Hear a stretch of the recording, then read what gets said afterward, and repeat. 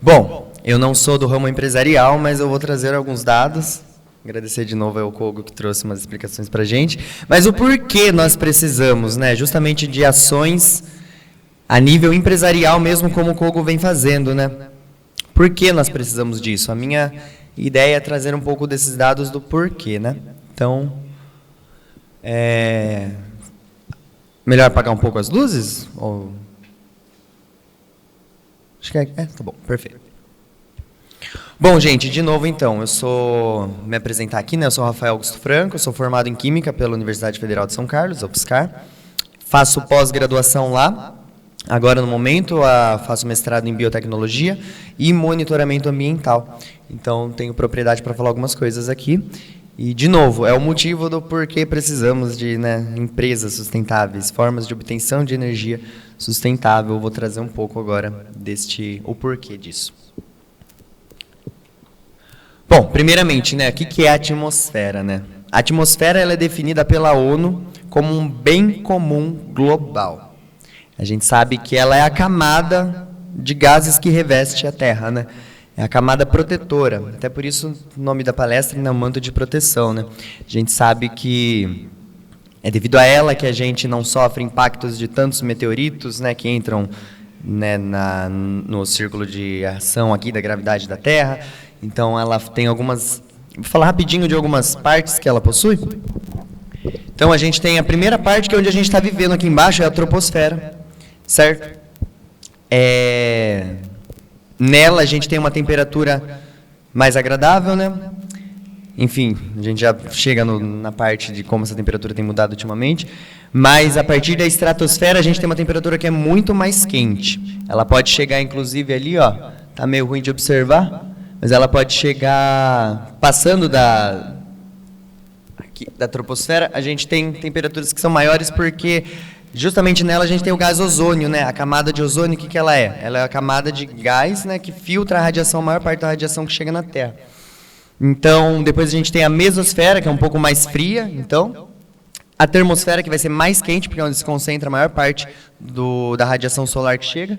E a gente tem a exosfera, que daí já perde até a ação de gravidade, né, da Terra. Os satélites costumam ficar aqui na termosfera. Eu tenho a luzinha aqui, né? Por que eu estou apontando com o dedo? Perdão. Então, a gente tem aqui na termosfera a parte onde a gente tem os satélites, pessoal. Então, isso é muito importante. Voltar aqui rapidinho. Eu coloquei aqui essa primeira imagem que mostra a nossa Terra sendo olhada, né, justamente a partir ali da termosfera, que é porque onde a gente tem os satélites, que a gente consegue monitorar, né, as correntes de jato, ou seja, a direção que as grandes massas de ar estão indo.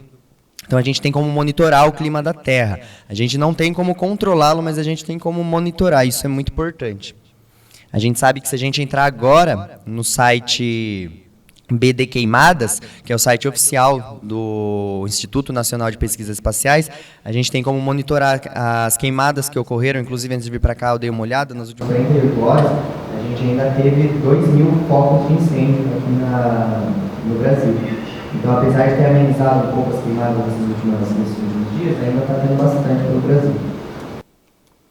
Tá, mas daí qual que é a composição dessa atmosfera, né? A gente tem ela como sendo 78% só gás nitrogênio, 21% gás oxigênio, e esse 1% aqui é onde se encontram os famosos gases estufa. Vou falar um pouco deles. Ó, a primeira coisa que é importante saber é que gás nitrogênio e gás oxigênio são muito importantes, né? Até porque, ó, nitrogênio a gente tem 78%. Por que o nitrogênio é importante? Porque ele não é reativo. Ele é um dos gases mais inertes que existem. Depois dos gases nobres, né, para quem estudou um pouco de química, aí, né, vai lembrar, para quem não está familiarizado, gases nobres são gases que não fazem nenhum tipo de reação química. O gás nitrogênio ele faz reação química, porém ele é muito inerte, é muito difícil você conseguir fazer ele reagir. Então é importante que 78% da atmosfera seja gás nitrogênio, porque quando a gente respira, a gente está botando tudo isso para dentro. Não é só o gás oxigênio que a gente precisa, né? A gente está botando tudo para dentro. Pode falar. Se vocês tiverem dúvidas ao longo, podem perguntar. Perfeito, é o que a gente vai chegar. Então, 78 é nitrogênio, que não é reativo, oxigênio que a gente precisa, e o gás carbônico se encontra aqui nesses 1%. Que, nesses 1%, a gente tem os gases estufa. Aqui eu quis fazer uma comparação rapidinho, que na atmosfera primitiva da Terra, a gente já sabe, né, por meio de estudos, principalmente da observação de rochas antigas. Então, rochas antigas que não têm, por exemplo, ferro oxidado, tem ferro comum, isso indica que não tinha oxigênio naquela época. Então a gente consegue fazer datação de rochas, né, e supor com muita precisão como que era a composição da atmosfera primitiva da Terra. Então a gente sabe que há milhares de anos atrás a gente tinha muito mais de gás carbônico. Hoje em dia a gente tem, de novo, menos de 1% de gás carbônico. Mas o gás carbônico ele é um gás estufa, ele é necessário para aquecer a Terra. Se a gente não tivesse gás carbônico, se tivesse só oxigênio e nitrogênio, a gente ia ter uma temperatura de 0 graus aqui. Então, muito provavelmente, a vida não teria se desenvolvido como se desenvolveu. Então, a gente precisa, sim, dos gases estufa. Isso é uma coisa que é importante ficar claro. Porém, não podemos ter os gases estufa em excesso. A gente tem aqui, então, a radiação solar chegando, e aí a atmosfera terrestre, justamente por ter os gases estufa, a gente tem boa parte da radiação presa aqui. Ou seja, esquentando a Terra, tornando ela mais agradável para se viver, né, numa temperatura mais legal. A temperatura média da Terra é para ser em torno de 25 graus Celsius. A gente sabe que já aumentou isso daí, mas estima-se que até o fim desse século pode aumentar até 5 graus a temperatura média da Terra. Eu vou trazer alguns outros dados aqui rapidinho. Mas é isso, Mel. No geral, o gás carbônico ele é menos que 1%, mas ele já é responsável por aquecer. Junto com outros gases estufa, como é o caso do metano, mas o mais que está mais presente é o gás carbônico. Outra outra figura que eu gosto de mostrar, né? Eu gosto de falar para os meus alunos, eu brinco que é como se os gases estufa fizessem ping-pong com a radiação que entra aqui. Eles pegam a radiação, então chega do Sol, menos de 1% fica na atmosfera, porque a maior parte é absorvida, né? A gente sabe que o núcleo da Terra é bem quente. E daí o pouquinho que é refletido, que não é absorvido pela Terra, os gases estufa, um absorve, manda para o outro, que absorve, manda para o outro, e por aí vai. Então os gases estufa ficam mantendo o calor aqui, certo? Só que daí entra aquela questão, Revolução Industrial. Ainda coloquei primeira, porque a primeira Revolução Industrial foi máquina a vapor, né? Então ali do século XVIII para o XIX, né?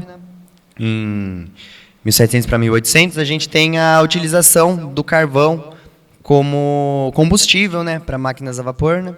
E a gente tem alta emissão do gás carbônico. Por quê? A gente sabe que tudo que é fonte, que a gente chama de combustível fóssil, né, porque sofreu um processo químico muito demorado para que resto de matéria orgânica, né, de plantas, vegetais, plânctons, protozoários, de milhões de anos atrás, devido à ação de erosão, ações naturais, isso vai ficando soterrado no solo e a gente tem a formação de carvão, petróleo. Então, tudo que é combustível fóssil é porque um dia já foi ser vivo. Então, se já foi ser vivo, a gente sabe, quimicamente falando, que o carbono, né, é um dos elementos responsáveis pela vida. Então, se o carbono é oxidado, carbono, oxigênio, é o famoso CO2, óxido de carbono. Então, tudo que é combustível fóssil, quando a gente queima, a gente manda o gás carbônico. E daí a gente tem a segunda Revolução Industrial, justamente, né, que daí é do século XIX para o XX, que é quando descobre-se o petróleo. E daí eu até quis colocar essa imagem aqui de uma estação, né, extrativista de petróleo, né, porque a gente já vê que a maior parte das reservas de petróleo estão em poços muito no fundo dos oceanos. Alguns poços ficam 8 quilômetros abaixo do nível do mar. Então, do solo, perdão, né? Depois que você perfura, você ainda tem que chegar muito longe para alcançar o petróleo, né? Então, de novo, um derramamento de petróleo, por exemplo, causa sérias tragédias nos oceanos, né? E por isso que é muito importante a gente já pensar, como o Kogo trouxe, né, em fontes de energia renováveis, solar, eólica, que é a partir dos ventos, né? Para que a gente seja cada vez menos dependentes dessas fontes de energia. Então, de novo, o aquecimento global, o que ele é? Ele é uma intensificação do efeito estufa. De novo, o efeito estufa ele é natural, é preciso, né, para manter a Terra legal, numa temperatura agradável, mas em excesso, que é o que tem acontecido pós primeira e segunda Revolução Industrial, a gente tem uma alta taxa desses gases aqui na atmosfera. E aí a gente deixa a Terra um pouquinho mais quente. Aqui são alguns dados, então. Esse dado foi tirado lá do site da NASA, certo? Ele é dos últimos 800 mil anos, a taxa de gás carbônico na nossa atmosfera. Aí vocês me perguntam, nossa, mas 800 mil anos dá para medir? Dá. Como eu disse, por meios geológicos, analisando rochas, você consegue estimar uma atmosfera lá de milhões de anos atrás. Porém, até 800 mil anos, a gente consegue ter isso com muita precisão, porque a gente consegue tirar amostras dessas atmosferas primitivas que ficam presas em gelo lá, tanto da Antártica quanto do Ártico. essas amostras de gases ficam presos. A gente sabe que todo ano a gente tem uma depositação de gelo nas geleiras do planeta. Então, inclusive, recentemente está degelando mais do que tendo deposição de gelo, eu já vou falar rapidinho disso. Então, a gente consegue ter amostras da atmosfera da Terra, de até 800 mil anos. Então, não é nem medida indireta, como é no caso de milhares de anos. Não, aqui de alguns mil anos, aqui, né, a gente consegue ter a própria amostra da atmosfera. Então, a gente sabe que aqui, principalmente aqui, ó, a partir de 1911, aqui, a gente está tendo quase que dobrou. Ó. A gente tinha, até uns 800 mil anos atrás, uma média aqui de 200, a gente chama de partes por milhões, é como a gente define uma unidade de medida para definir a quantidade de gás na atmosfera, né? Então, a gente tinha 200 ppm, partes por milhões de gás carbônico, hoje a gente mais que dobrou, tá? 420 ppm. Então, de 800 mil anos para cá, a gente mais que dobrou essa parcela de gás carbônico. E, principalmente, nos últimos anos aqui. Aqui são alguns gráficos mais novos, de 1960 para cá, então essa curva continua aumentando. Aí ela é toda sobe e desce, porque tem algumas épocas do ano que as plantas, independente de hemisfério norte, mas no saldo total, as plantas absorvem mais, né, do gás carbônico, então por isso que está sempre tendo um sobe e desce aqui. Mas, no geral, a gente está vendo que a cada ano a gente tem emitido mais gás carbônico para a atmosfera, e por isso que está ficando cada vez mais quente. Da onde vem esse gás carbônico? No começo vinha muito da própria agropecuária, né? Então a gente tem as práticas de manejo de solo, então você é até permitido por lei um pouco de fogo, né, que você coloque, né, para limpar o solo, né? Limpar o solo entre aspas, né, enfim, mas a gente já fala um pouquinho mais disso. Mas a questão é que sim, né, quando você joga fogo numa área, depois que esse fogo é contido, sobram cinzas que podem servir sim de nutriente para o solo. O problema que a gente está vendo hoje em dia é que esse fogo tem sido descontrolado, né? Mas, de novo, da maior parte, né, das emissões dos últimos 100 anos, vamos pegar aí, 1920 por aqui, é tudo de combustível fóssil, gente, tudo de combustível fóssil. Não ameniza a questão das queimadas que a gente tem visto demais ultimamente, mas é principalmente por combustível fóssil. Importante frisar que também não é culpa nossa dos nossos carros. Isso daí não chega nem a 15% das emissões de combustível fóssil no mundo, é grandes indústrias mesmo. Termoelétricas que vão gerar energia elétrica a partir de carvão, certo? As grandes indústrias. Por isso que é importante, de novo, a gente ter essa troca, né? Como o Kogo disse, de energia suja para energia limpa, que não vai gerar esses gases estufa. No Brasil, a gente tem que mais de 30% das emissões de gás carbônico é justamente por manejo de terra, certo? Então, principalmente a agropecuária. 30% é por devido à energia, então a gente tem hidrelétrica que não gera CO2, mas a gente tem ainda muitas outras termoelétricas espalhadas pelo Brasil, então muita energia elétrica é gerada por meio de combustível fóssil, de combustível fóssil, como carvão, por exemplo, certo?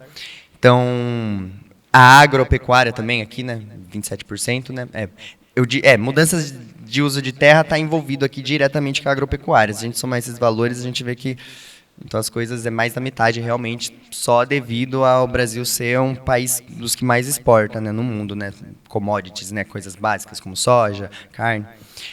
Então as nossas indústrias não chegam a 6%, enfim. Então a gente tem muitas emissões de gás carbônico. Né. Aqui são alguns dados para falar um pouquinho das consequências, antes de eu parar de falar e a gente abrir umas discussões. Como consequências, então, como comentei já, a gente tem o degelo. Essa aqui é um gráfico que vem... Esse é o artigo, né, ele é de 2009, mas esses dados é de uma estação espacial lá do Texas. Então, isso, de novo, é monitorado. E a gente tem essas partes mais azuis aqui, como sendo o que eu comentei, né, que vai sim se depositando gelo, né? Então, porém, a gente tem uma taxa muito grande de gelo que está sendo derretido. Isso é na Antártica.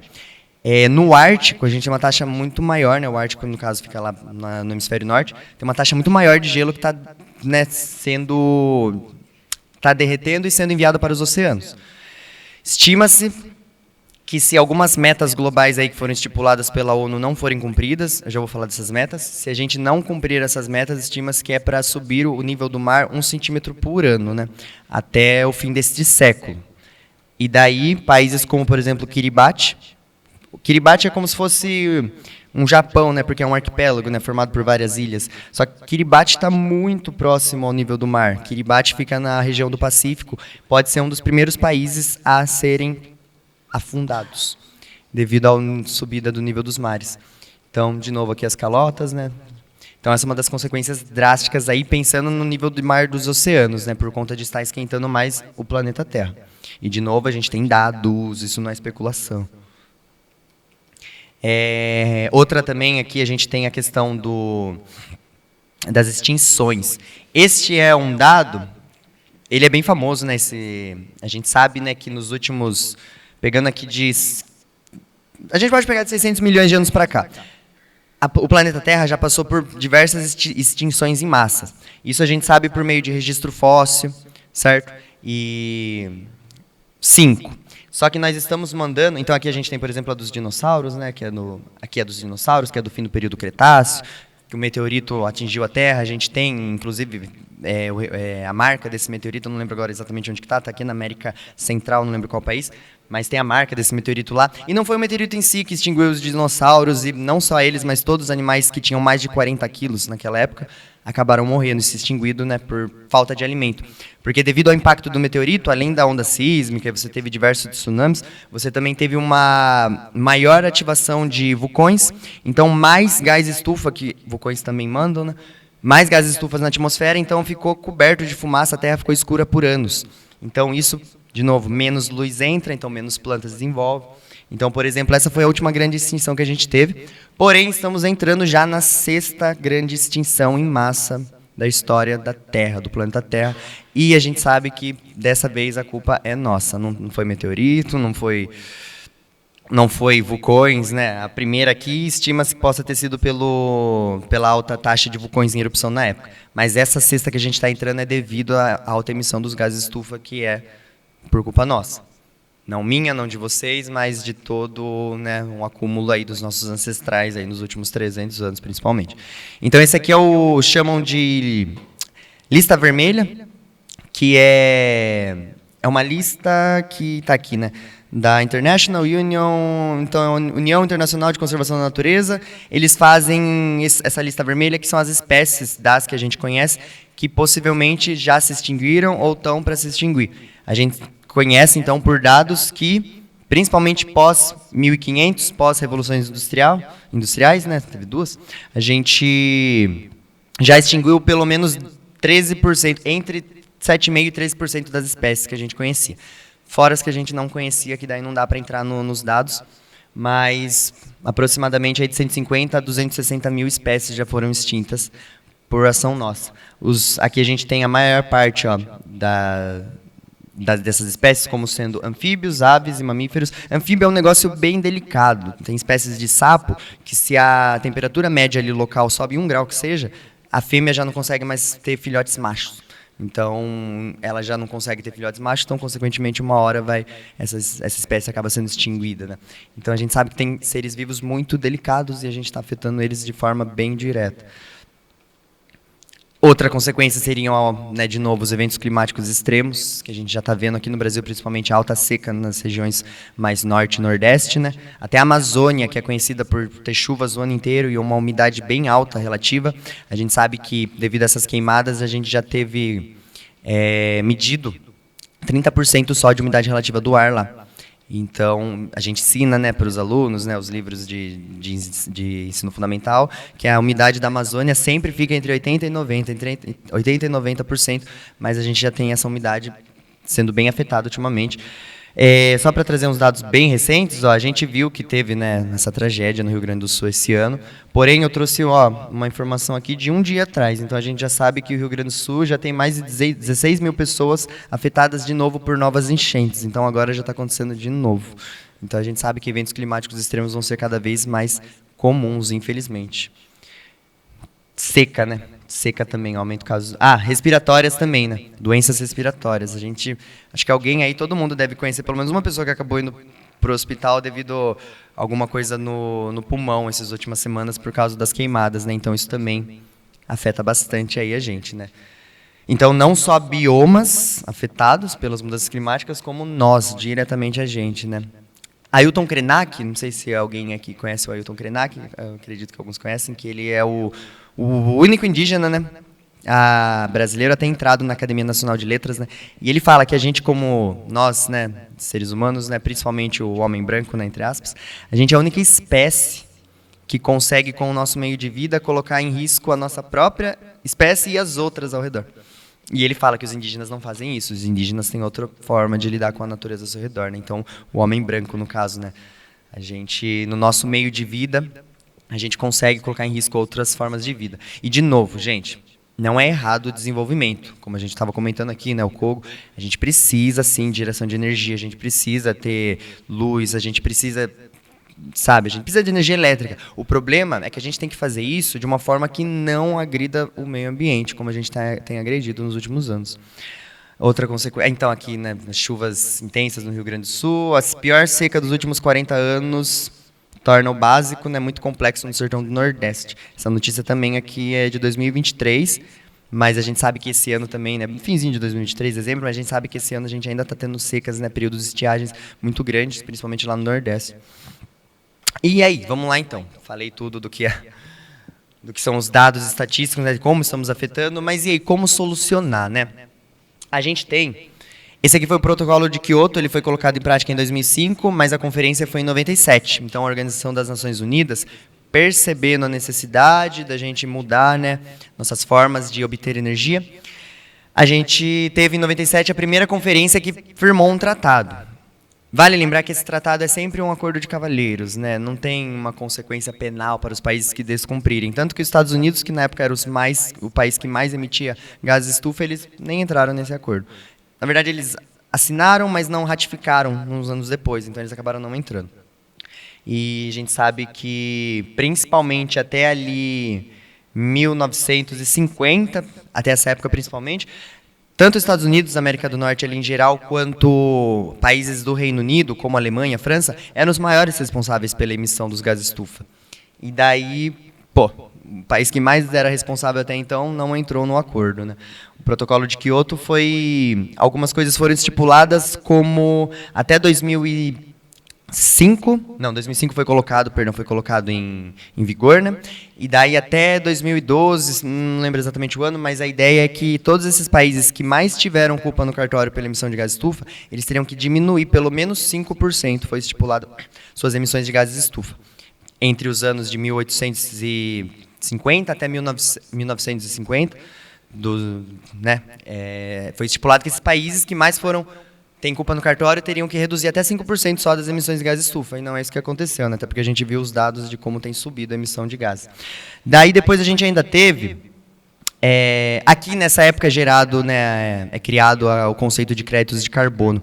Então, países que emitem um certo limite de gás carbônico, se eles do que é permitido, né, ficou ali no tratado, né, ficou estipulado, eles podem emitir até acima do tratado, porém eles têm que comprar créditos de carbono, ou seja, países que emitem menos, eles têm que pagar para ter esse direito de emitir um pouco mais do que era permitido pelo tratado. Então, créditos de carbono surgem nessa época também, depois do protocolo de Kyoto, né? E daí a gente tem também o Acordo de Paris, que é o mais recente, que ele foi em 2015, né, a COP, né, então os países sempre estão se reunindo, né, estão se reunindo nessas conferências das partes, né, para discutir o que deve ser feito, né. E daí, na de 2015, que foi a COP 21, em Paris foi estipulado novas metas. O Brasil, por exemplo, o Brasil garantiu que até 2025 reduziria em 37% suas emissões de gases de estufa e até 2030 reduziria em 43%. Ano passado, nossa ministra do Meio Ambiente falou que ia até dobrar essa meta. Dobrar não, né, modo de dizer, mas falou que até 2025 a gente ia tentar pelo menos 48% reduzir. Devido a essas queimadas desse ano, já vimos que foi por água abaixo essa ideia de querer reduzir até 48% até o ano que vem, praticamente. Então, mas enfim, de novo, está selado isso aí, é o Acordo de Paris, né, que foi em 2015. Dessa vez os Estados Unidos entrou, mas daí o Trump saiu, então não estão mais nesse acordo. E, bom, essas têm sido as medidas mais feitas por órgãos grandes, como a ONU, né? Mas a gente sabe que no dia a dia agora, né, a gente tem que pegar iniciativas privadas e as empresas têm que se comprometer a isso, né? Eu até coloquei algum dado aqui. Que nos Estados Unidos, por exemplo, várias empresas participam de mercados voluntários de carbono. Então tem crescido bastante o comércio de crédito de carbono por ações privadas, né? Então, não somente grandes empresas, mas as empresas privadas, né, não somente as estatais, né, dos países, mas até as privadas têm entrado nessa. Mas, de novo, a gente viu que está difícil. Então, é necessário que a gente também se conscientize, né, e sempre busque, né, formas de obtenção de energia que não gere esses gases nocivos ao planeta Terra. Era isso que eu queria trazer de dados. De novo, agora a gente abre, se vocês quiserem falar alguma coisa, perguntar.